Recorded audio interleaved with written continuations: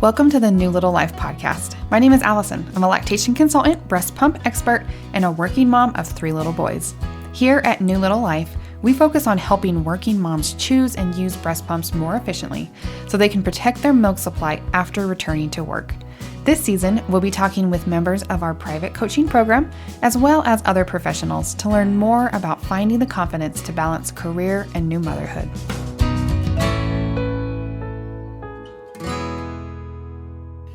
All right, welcome back again to New Little Life. I am Allison Tolman. You probably already know me, but if you don't, I am the creator and founder of New Little Life and of the Pumping for Working Moms coaching program.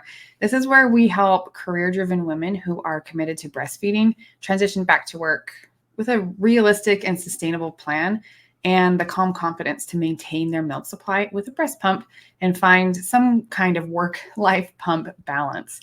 And today we have the opportunity to speak with a real-life working mom, Janet, who I've worked with for the last, 6 or 7 months, and it has been an absolute treat. Her little one just had a birthday earlier this week at the time that we're recording this, so I was really excited to chat with her as she has had, the ups and downs that you do in working life. She has a unique career as a midwife at the moment, although I think she's been through several progressions in her life, which I'll let her tell you about. But it's been wonderful to work with her and to see her progression through. So we're going to chat with her today. I'm going to go ahead and bring her on.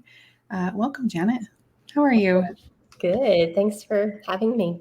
I've been so looking for, you've been on my list to chat with. I've been waiting for your little one's birthday because I'm like, I got to chat with her. She's so fun. So I'm really excited to be here with you today. It's like an honor because I see these go by and I feel like those people have done it. Like those are really accomplished people that deserve all kinds of, props, and they've reached these milestones. Like me, I get to talk? It's you today. And I know you're not done with your journey, but I know this was kind of a big milestone, for a lot of people. Is that kind of like that 1-year mark? Mm-hmm. So I'm excited to dive in. Can you just start at the beginning? I know this isn't your first baby, but it's been a little while. So just start at the beginning and tell us what it was like for you this go around. So this go around, it had been a while. I have a 15-year-old and one that just turned 12. So it was I was kind of starting fresh anyway. But the complicating layer, I think, for that was that I hadn't really had to rely on a pump with my previous babies. I was working a very much less schedule. I was a ballet dancer. I was a doula. I was able to bring my kids with me. It was a very part-time world. Anyway, I'm a certified nurse midwife now, and I work in a very busy hospital practice. I take 24-hour shifts. It's like a very different thing. So that was really the scariest part for me. Everyone was like asking about starting over and what's it going to be like? Do you remember the baby phase? And like all that was super exciting and I was ready for it. But the pumping was really intimidating just because it hadn't been something I needed to rely on, like I knew it would be this time. But it was fun because I knew I'd have help. I know. Good. What made you want to give breast milk to your baby in the first place? Like what's your underlying motivation there? I mean, I love breastfeeding. I just love everything about it. The bonding, the nutrients, the immunities, just that there's sweet little falling asleep, in your arms. I love the whole thing. I'm a long-term nurser. We go a while, my kids and I. So I really try and support their immune system. It's really not fully developed until about age 4. So I feel like if I can contribute a little bit at some point in those later years, I'd like to. But early on, I just, I have a history of making a lot of milk. So I feel like if I'm making it, I really want to share it with my baby. I want to be able to do it. It's a common mentality. Tell me if you resonate with this. I feel like a lot of breastfeeding moms, the breast pump is a tool to extend breastfeeding. Is that kind of what you felt like as well? I think so. I mean, people use it in all these different ways. Professionally, I work with people and their understanding or plans for pumping. It's like, I don't know, maybe there's a little array of common things. And I have a lot of women who are planning to do both, breast and bottle, and they're very comfortable with whatever that, ratio happens to be. Whatever happens. I have people who want to exclusively pump. I have people who didn't know they could get a pump, and that's definitely off the table. So they're like, I guess if I can't breastfeed, meaning if they have trouble at all, they'll just plan to do formula, and that feels right. I have people that are really, at my previous practice especially, dedicated and really planning to breastfeed. And I think they saw the pump as like, a danger, like that could ruin my breastfeeding or something. So it's like Sure. everybody thinks it fits in somewhere. For me, it was like very perfunctory, like, well, it has to fit in with work. Like, Yeah. I have to pump when I'm at work. It seemed very clear, but I didn't really know, like, what does that entail? What does that mean? You can't just pick up a pump and take it when you go back to work, or can you? I didn't like, I don't know. It's That's a not lot. It's a lot, fundamental. yeah. So when you were kind of planning to going back to work, did you give it a try on your own first a little bit, or did you come and join us before kind of in prep? I did a little bit, but again, like, I was just so nervous because breastfeeding is so important to me. I didn't want this to be something that I could do better. Like, if I was going to mess with my supply or cause any obstacles, like, I didn't want that to be on me. Like, if I can do this smoother to support that better, I need to. So I had tried a little bit, like, very early on. I had really bad engorgement issues and just too much milk. So I had used a Spectra that a lactation consultant had given me. And I was for sure using the wrong size flange, and also had no idea what I was doing. Like, I didn't know what any of the buttons really meant, which is pretty embarrassing for someone that has like. It is so normal. So normal. Mm-hmm. At a out of hospital practice I was with, we would use it sometimes, in a soft induction, 10 minutes on the pump, 10 minutes off. But I just like pressed go. Like, I really had no idea. Anyway, so And I had done that. it matters less, right? Yeah, you could just kind of like, we're just looking for nipple stimulation, so Any whatever. kind of stimulation, yeah. But that's really the only time I'd used a traditional pump. I had like a hand pump with my others, sort of as needed. So I had done it a little bit at home, and I was getting a ton of milk because I was, engorged and that was the problem. I was making too much milk in that moment. So I think any pump would have been successful to get it out. But then when I realized I needed it to work all day long and like multiple times, how do I clean these parts? How am I going to see patient? Like, I don't get to step aside really. So I knew that I needed to have some kind of wearable option, but I hadn't really done much. And I don't think I had started work yet when I looked into your program. Like, I was getting ready, and I was trying to have a whole week where I would pump as though I had work days just to try it. Yeah. And it was not working. Yes. I didn't know what I was doing. I didn't know Yeah. What were some of the problems that you were running into? Do you remember? Yeah, I mean, so I had this Spectra. Again, someone gave me the Spectra, and like, thank you. Thank you. Yeah, it's great. That is still, oh my gosh, my go-to. And then I had an LV that I had people like donate to in my little baby shower, so I could do the upgrade from my insurance. So I had this LV pump, like, beautiful in the box, and I was trying to just put it in the bra and press go on my phone, but I didn't have it aligned well. I didn't understand all the tips and tricks of how to get other letdowns. So and I didn't really know how long to expect to pump for. Like, I just knew literally nothing, which I think is probably where everybody starts. Yes, absolutely. Like, we don't talk about this. I don't know how to pump. I knew a lot about breastfeeding, but like, I don't know. And I remember coming to you and feeling like, looking into this program and being a little bit, unsure. Am I really a good candidate? Do I really need the support? Because I was getting milk out. That really wasn't the issue. A lot of people are struggling with supply and trying to move that milk. And I was doing that because I make a lot of milk. But like, it wasn't comfortable. It wasn't emptying well. I didn't really know how to deal with the parts in between. Like, I needed help. Yeah, for sure.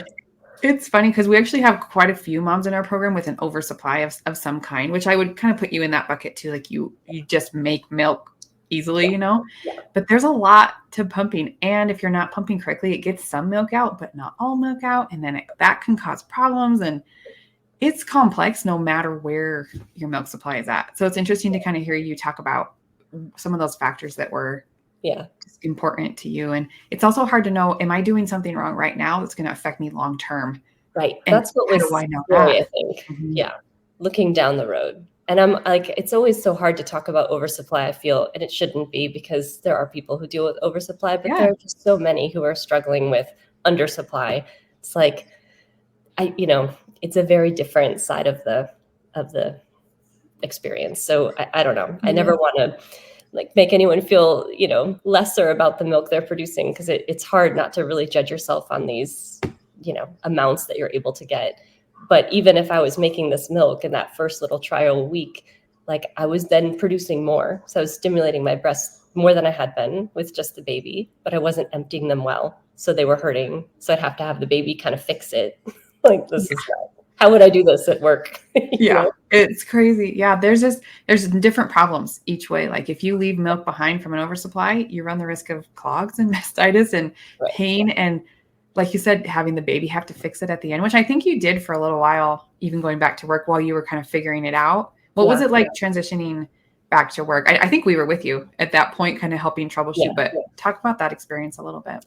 I mean, my experience is, I guess it's unique. I think there are a lot of people who work long shifts, so it's not like I'm alone there. Mm-hmm. But my very first shift back was either December 1st or December 2nd, because I knew I was going back in that month, and it was a 24-hour shift. I was like, oh my God, I hadn't been away from my baby for more than 20 minutes. That's a rough go. Yeah. It's rough. And it was on call, right? So you have like laboring women and a busy shift. Yeah, we're in-house and we're, I'm always busy. We generally don't get to sleep on those shifts. So it's a lot. And it was a lot. I learned a lot along the way. I was still not using a correct size flange. That has been an ongoing issue. And you're right. I still, like, even now, lean on the baby to fix things when I'm going through like troubleshooting. Maybe it's a fit, or maybe I can change the duration of this pump or that pump. Like if something doesn't empty well, I have to get the baby. Like, can you please bring me the infant? That's what I need to fix this issue. But when I get a better fit with the pump, or I've fixed whatever the issue was, then it does a more similar job to empty my breast. It's an interesting concept too, because not everyone responds well to a breast pump. And I don't know if you're in that category, but you can tell a clear difference between the baby and the pump, and for some people, it's hard.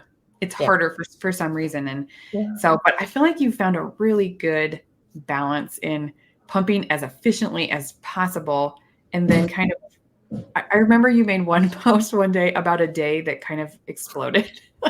So many different things went wrong for you that you'd forgotten like a part, or you couldn't away or something, but you still made it through the day. I don't know if you remember that, but I do, because I was like, I'm so proud of you that you know how to navigate things when they fall apart.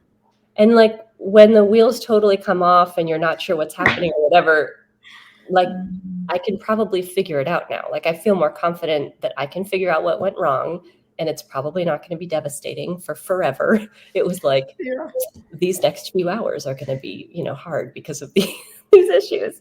One of them, I remember I just like left it on stimulation mode for forever. And I was like charting about this, complex thing that had happened. And I'm like, oh, shoot, it's been 30 minutes or something, which was, longer than I normally pump. But the output was just trash. I'm like, well, that's not good, because I had to go back up to the floor for many hours. But, I knew how to fix it. Yeah, I think that's key, because life is crazy, especially in a busy, unpredictable job like yours.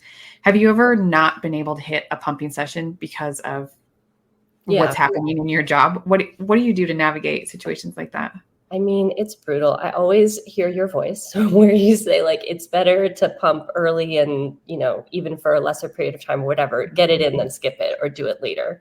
So sometimes, because it happens a lot where I know I'm going to be busy, but I don't know exactly at what time, you know what I mean? Like I can't predict exactly the time, but so I'll often like kind of do a panic pump. Like, okay, it's 2 hours, so I may not really need to pump now, but I have 10 minutes now and I might not for another 4 hours. So I'll try and like see it coming.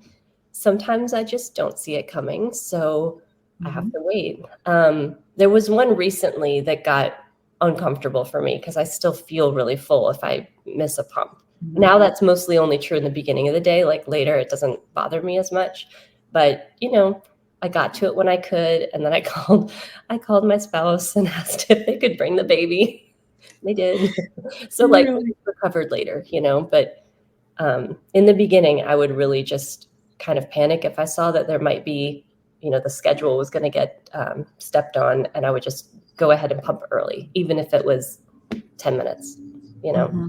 And sometimes I'll be pumping at a normal time, and then I get the call from triage, like, they need me right now. So I just have to throw everything in the fridge and go. And I still feel like at least I started, if I had a few minutes and a letdown, maybe two, that's okay. I'll get back to it again. Healthcare is so hard. And I remember as a nurse just being in those shifts, and I hear this, we have a lot of healthcare workers in our program actually, because it's such a challenging environment because you literally have to step away from someone else in need to take care of yourself. And I think we're kind of conditioned to be selfless. Doesn't feel right. Yeah. I remember not even being able to stop and pee sometimes on a Right. shift because for sure. I can't even empty my bladder because these patients need help. They need you. Yeah. It's a hard. It's easier for me than the nurses on the floor, honestly, because I know there are some people there who are pumping because I have a call room and a fridge and a door that shuts, Mm-hmm. So like I can go to that space and do my charting and my pumping. Whereas if you're really on the floor, you literally can't go to the restroom. It's hard. It is hard. And there has to be this has to be this dedication to what you're doing and to realize that pumping is a part of your work tasks now. Like it's just on the list of things that you have to do on your shift. And no one's going to take care of you though if you don't step away and do it yourself. So it's interesting to hear how you've navigated that in your busy field too. Are the people that you work with, the nurses and other staff, are they aware that you're pumping? Do they help you out at all, or do you kind of just take care of it all yourself? I mean, some of them know me more personally, and yes, and the nurses, I would say, like in general, they're so supportive, and we're used to kind of working together because it's such like this literal open floor plan. You have to have someone watch your patients so that they can go do whatever, and so we're used to kind of collaborating. So some of them will be like, listen, Janet, just go. Like, take 20 minutes, pump, and come back, because they know. I'm like, okay, thank you. But not everybody's really aware, and I would never want to like burden my doctors with that. There's always that hierarchy of however that looks in the hospital. So I think we all feel really compelled to like show up and make sure it's not, negatively affecting your ability to be where you need to be. And that gets tricky, I'm proud that it really hasn't. Like I'm able to be where I need to be, but that makes it hard when you're carrying that around alone. So I hope that people do find a way to like have those people in their workplace that know what's going on and can say like, you're good, take 20 minutes, Yeah, you have to ask for help. You just do, because like you said, so many times it's someone has to cover your patients, but at least if you're a nurse, your nurse manager, your charge nurse should know what you're doing because they're going to be in charge of staffing and things like that. And getting people on your side can really help. I think there's a lot more kind of collaboration in the hospital environment because we're all, caring for the same people. It's harder in the office, honestly, because nothing slows down. And I just see so many patients in a day. We have this like closet that I step into to put my LV in, step back out and like, okay, I'm back. Nothing has changed. And I just have to keep seeing people. So do you see patients in the clinic? Because I know you do the hospital like on-call stuff and then you do clinic stuff too. Do you see patients while you're pumping pretty often? Yeah. That's awesome. Like all the time. So I try and like I still pretty much pump 3 times during a normal office day. Like when I see patients 8 to 4 or whatever. And I'll try to make one of those during lunch. So hopefully if there's time for lunch, I'm sitting there and charting. I'm still not by myself. I'm right there next to my colleagues, in this hall. They don't mind and they're so supportive. But yeah, those other 2 ones, I'm definitely going to be in and out of patient rooms doing things. So a lot of my patients are not English speaking. So it's always really funny through the interpreter to say like, I'm pumping milk from my baby right now. That's the noise you're hearing or whatever. And this person will have to tell them, and then they register and they're like, you are? What? Like, these are moms to be. So I think maybe it's good that they know that this could be happening, and this is possible.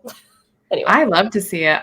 And for that exact reason, I think it's really empowering for a mom to see someone in an authority position, like a healthcare provider that they know and trust, taking care of their own self and their baby and say, you can pump, you can do it all. I'm doing it all. I think I love that. And On that same note, has anything that you've learned while we've been working together and you've been inside of our program, has any of that translated to your work and your patient care? 100%. Yes. Oh, I love it. Oh my gosh. So first of all, I give your YouTube channel because I write YouTube. This is not in Spanish. So sometimes not everyone is going to be able to access the videos, but I give your information out constantly.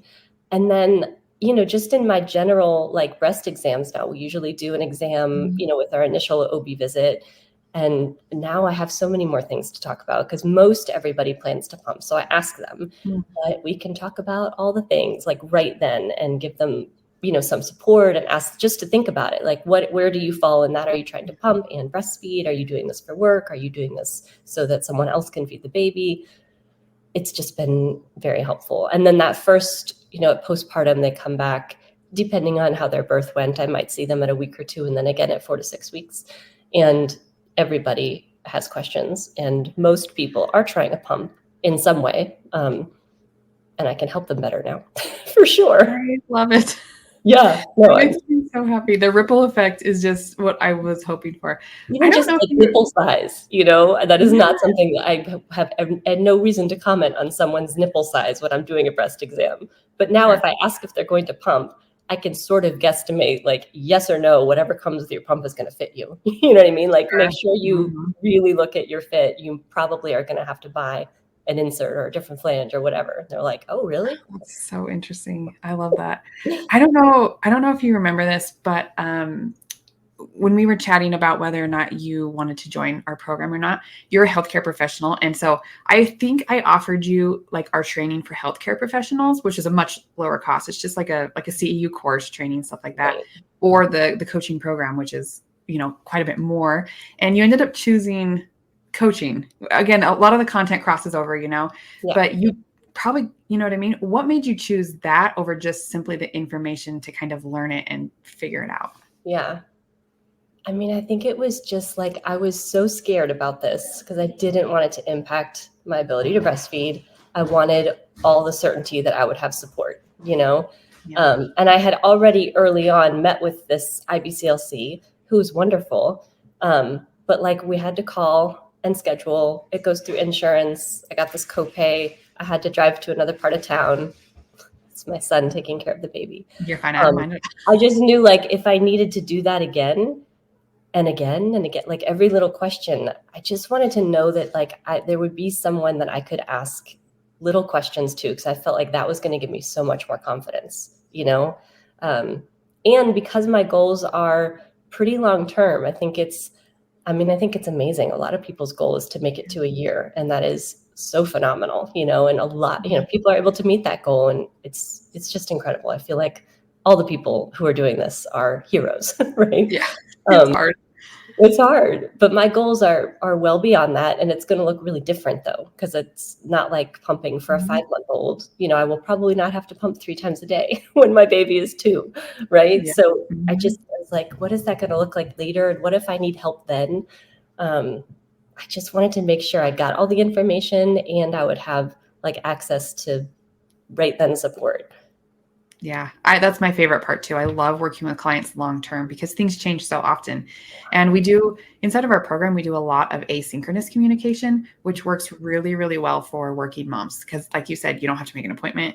Like we do have a group call once a week if you want to come and chat, but also there's a lot of other ways to talk with us and get things answered really quickly, which I love because you guys are so busy. And there's just a lot of little questions. And sometimes when you can just answer and fix a little thing, it Mhm. saves you so much time from troubleshooting a ginormous problem that we kind of just let go too far before we could sync up our calendars. So, Yeah. yeah. You guys saved me recently because I was traveling, and I really don't travel. I don't travel for work or anything, but I was taking my daughter to this pre-college summer thing. Mm, So I was yeah. gone for like, I don't know, maybe 17, 18 hours from the house. So, my husband was like, well, that's no biggie. It's just like being on call. But like, I didn't have a call room and a fridge and, privacy. And I was going to have to really rely on the LV only. And I didn't know how to do things. And then I had all these questions about my milk to carry it back and, flying with it.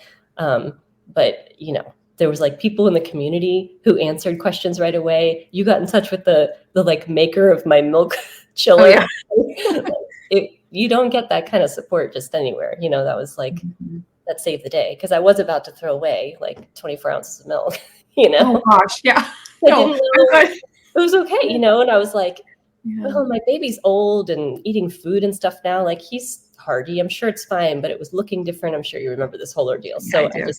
it's so helpful to have, someone you can contact and right away get some information. You don't have to wait for an appointment, Yeah, I love that. And it's fun because I do have a lot of connections because we are so big and well known now that I have contacts at so many companies and things. So if I send them a message, they're usually pretty quick to get right back, Yeah. which is so helpful for you moms because then you can get information really quickly. And yeah, Yeah. I love that. I No, remember that that. was amazing, because I was like, oh, my celebrity and Allison can probably get this answer Right. way better than I can. Yes, I can, probably. You did. It was fantastic. Yes. Oh, that's so fun. What has been kind of your favorite part about this coaching style program? Gosh, I mean, just like not being alone through all these changes. Yeah. Like you said in the beginning, like, it's been an opportunity to just be a mom who's pumping and doing these things. So I don't have to know everything, but you give us so much good information. It becomes way more comfortable to kind of figure out on our own, like, what's happening and what's going on. But there's a place to go to ask, like, does this seem right? What do you think? I'm doing this now. Is that okay? Like, we have a decent plan, when we might be changing our plan or figuring something new out. And we can do that because we've got the tools, but then we have real life humans to be like, does this make sense? And usually someone has done that or is talking about that, or you can help us make a plan. I just like, that's amazing. You don't get that anywhere else. Yeah, I love that. What has been have you had any aha moments inside the program or things that you're like, that made a huge difference in my pumping experience? I mean, just flange size in general, which is so We've embarrassing. done so much of that with you. Yeah. Literally my field. Yeah. And I'm like, Mhm. even now, like, just the fact that it changes, this was news to me.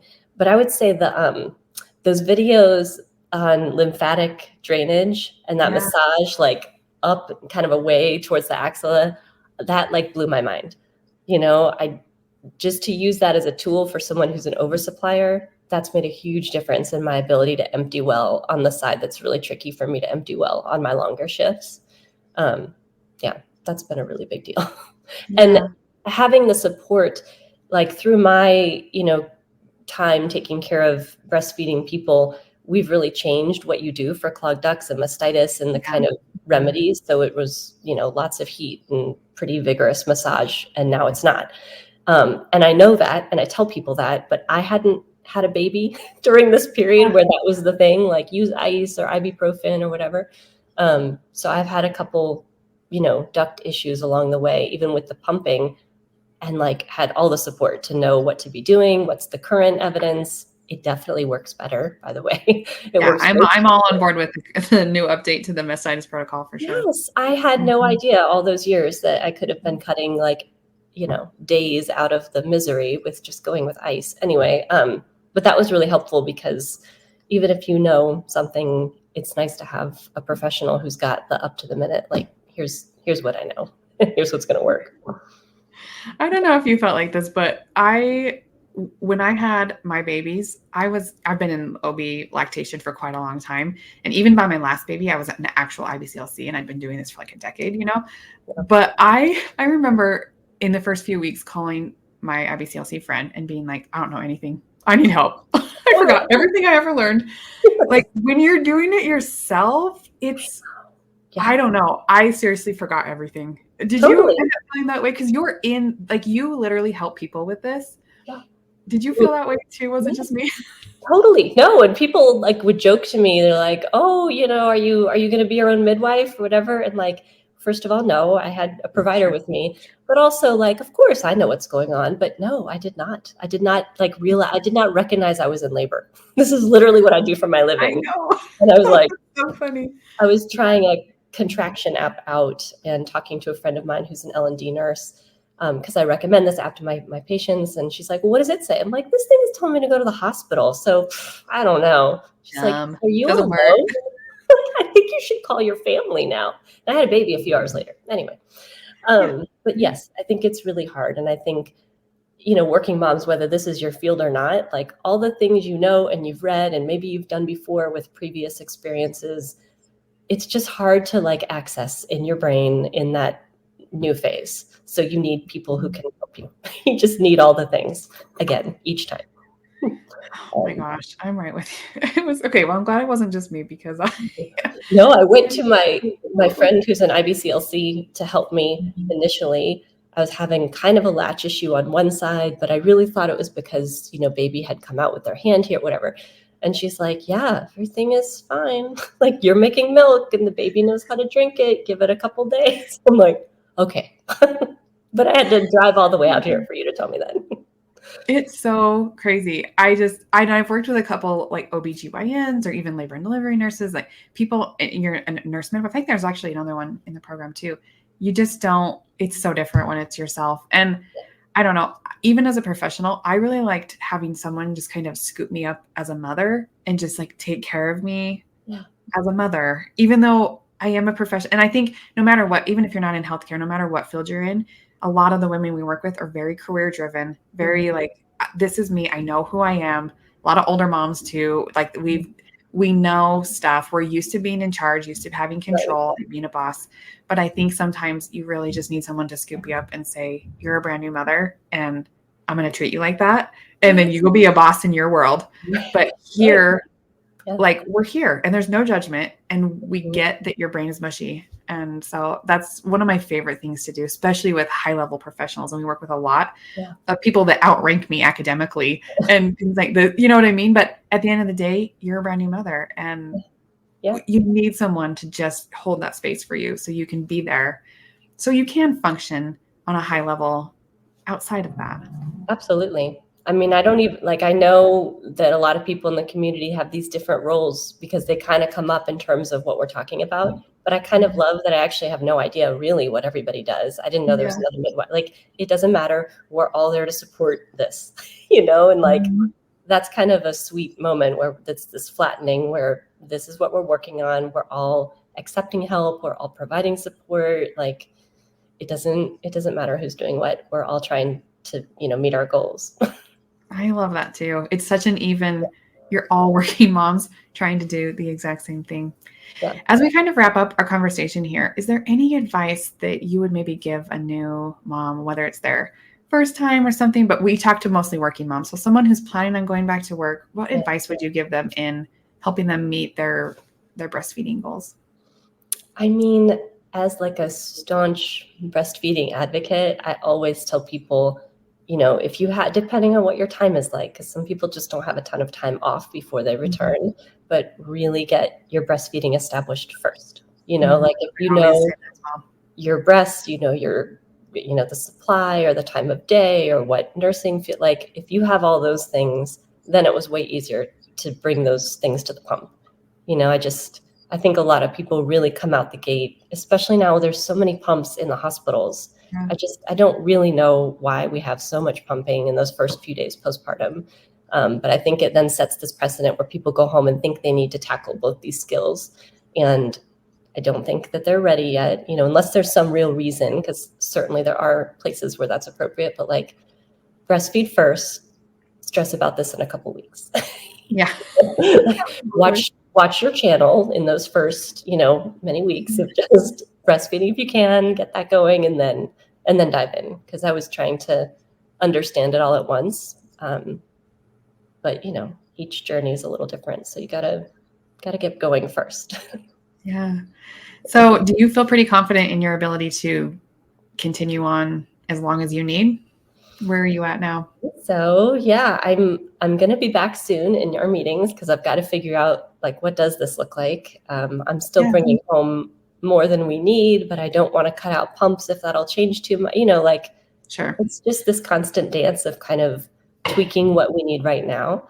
But I feel really well equipped to keep doing that, and I think there will be a point, especially with like older children nursing, where maybe I'm not pumping, that could happen. Maybe not on my 24s, but I don't know. That feels like a dream. Yeah. Can I be a breastfeeding person who's not also pumping? Wouldn't that be lovely? Yeah. And I think you're absolutely right. And at what point that happens, I don't know, but we're going to be here because you're here with us forever. So I'm so happy that we get to extend our relationship and that you can just pop in. And if we don't see you for 6 months, great. And then if you got a question, you know exactly where to go. Yeah. And I love that we get to have that relationship long-term. Yeah, it's been great. I definitely would recommend it to absolutely everyone. It's a privilege to get to do it, but it really gives you the support that you need. I love that. Thank you so much for taking the time out of your busy work day and away from your baby to chat with us. If anyone is watching or listening and you would like some help as well, you can apply to join our coaching program.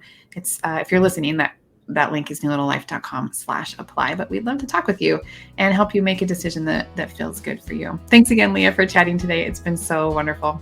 Bye.